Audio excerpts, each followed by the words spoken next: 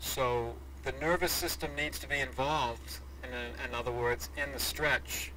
Another way of saying this is that if we have to sort of digress a little bit, everybody has a different definition these days of core stability, or what the core is, and I'm going to scale it down. And there's two sets of core muscles, one that are built for stability, and they're attached directly to the spine, these muscles. Some people refer to them as the multifidi, the multifidus. They also have the transverse abdominis, which is in front. But the multifidus actually attaches to each adjacent vertebrae in your spine. So anything that's attached directly to your spine is what we call in this industry the inner unit, or inner core. So those tend to, and there's very credible research on this from Queensland, or Australia, by a gentleman named, and I'll think of him in a second, but they've done a lot of work over there, and they found that those muscles turn on the inner unit before the limbs move. And that means your body's trying to stabilize before you move your limbs.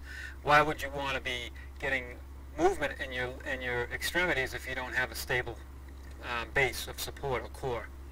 So anything that's attached to your spine is an inner core muscle, and it acts on reflex. So if you are in a position where you are compromised in terms of your stability or balance, those muscles will fire, and more than likely they'll allow you to get the newfound range that you're trying to achieve. The biggest thing that I see people doing is just, myself included, and I still have to catch myself, is put people in a position where they don't have any challenges in terms of balance or core stability while they're actually doing a stretch. So one example would be just putting your leg up on some table or counter or chair, trying to increase the length of your hamstring, back of your thigh, and just reach towards your toes with one hand while your other hand is holding on to a stable object. To me, the body is really not going to get that far in terms of increasing range of motion doing it that way, in my opinion, based on what I've read, because you're not actually allowing your nervous system to be involved here in terms of balance and core stability to actually allow you to get that new range, because you need a sense of stability in that new range. The body won't, in real life, when you need to encounter that range, and if it doesn't have stability, then your body is going to sacrifice mobility so you can have stability, because it's always thinking of protection. The other thing we see a lot is, before I digress, I just want to go back to one last thing. In that example that I explained earlier about lying on your stomach and lifting your knee up, I would want someone to actually hold their abs tight and lift their knee up as far as they can to try to increase mobility without any movement of the pelvis. That's key. So having 120 degrees of motion, or bringing the knee or the back of the ankle all the way up to your butt, but your hips lift up, that is not the best scenario in terms of flexibility than if somebody brought it up to maybe 90 to 100 degrees and there was no movement in the pelvis. So I call that relative flexibility. But anyway, because we're compensating. The other thing I see a lot is foam rolling. I do it myself to clients, but I think we have to look at a little bit deeper. For instance, if we're foam rolling the side of the side of our leg, if we're lying sideways and we get that foam roll underneath, it's like a dense foam. You see, it's white. It's like a long cylinder, about 3 feet long, and it's circular. And that's designed to actually break up adhesions, scar tissue, knots, what have you.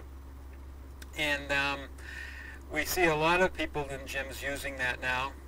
And what happens is that you can't get a adhesion or knot out by stretching it. It's like taking a rope and trying to actually pull it tighter. It's going to make the knot even stronger or tighter. So what the foam roll does, it's almost like self-myofascial release. We call it SMR, or deep tissue massage, where you push down deep onto the tissue where it's tender, and hold it for a specific amount of time, let's say 15-30 seconds, and hopefully that would resolve the sensitivity. What you're doing is you're inhibiting the muscle by actually stimulating what we call in this industry Golgi tendon organ stimulation, a GTO. A GTO is a proprioceptor that actually is in the muscle that actually responds to deep pressure. So if you're putting deep pressure or a lot of pressure on something, which the foam roll does, or if someone's fingertips or thumb, you're actually inhibiting that muscle. You're shutting it off, and you're allowing a little bit more. You're in a better position to actually stretch it now. That's why I always try to tell people to actually inhibit the muscle first and then stretch it.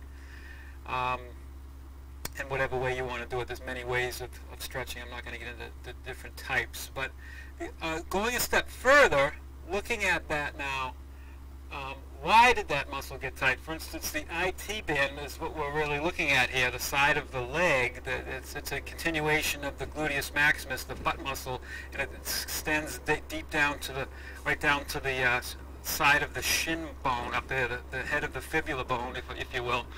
And a lot of times that gets tender because other muscles are not doing their job.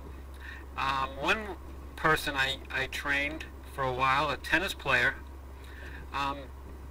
came to me with hip pain, and I felt that it was, we did the foam rolling, and I said, you know, Mark, maybe if we put you in an orthotic, which is basically something you put in your shoe, but it's made by a podiatrist, a foot doctor, that actually puts your foot in a better position rather than it being sort of flattened out. The arch kind of flattens out when you walk too much, and that caused a little excessive pressure on that IT band, making it work harder and harder. Once he got his orthotics and strengthened up his hip muscles, his pain went away, so we didn't need a foam roll anymore. So we have to kind of be detectives in this fitness industry and physical therapy and so forth, and figure out, like, maybe why is this muscle tight, and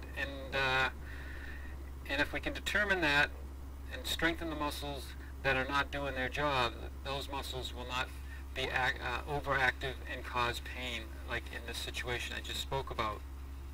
And also looking at flexibility, relative flexibility, like I mentioned earlier, which was lying prone on your stomach and lifting your knee up and trying to increase the flexibility of your thigh muscle.